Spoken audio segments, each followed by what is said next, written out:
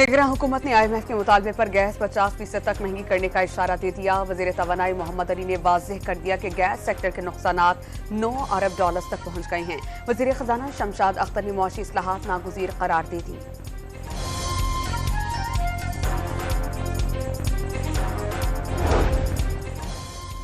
निगरान वज़ीर आज़म की ज़ेर सदारत एपेक्स कमेटी के इजलास में सरमायाकारी के हवाले से कई इक़दाम की मंजूरी। कारोबार और सरमायाकारी के माहौल को बेहतर बनाने पर गौर।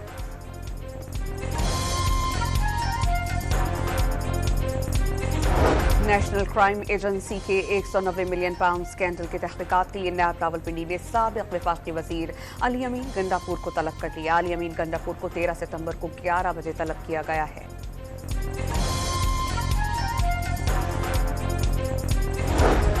बिजली के बिल मौत के परवाने बन गए। महंगे IPPs मुआहिदों के जिम्मेदारान का सरेआम एहतसाब होना चाहिए। अमीर जमात इस्लामी सराजुल हक ने बिजली के बिल्स में अवाम को रिलीफ देने का मुतालबा दोहरा दिया।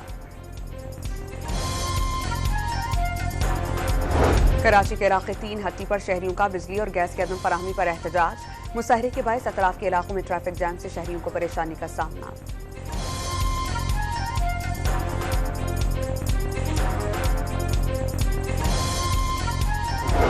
बहावल नगर में पसंद की शादी पर लड़की के भाइयों ने फायरिंग करके बहनोई को कत्ल कर दिया। मकतूल के लवाहिकीन का खत्म नबुव्वत चौक पर लाश रख कर धरना। एहतजाज के बायस ट्रैफिक मुअत्तल।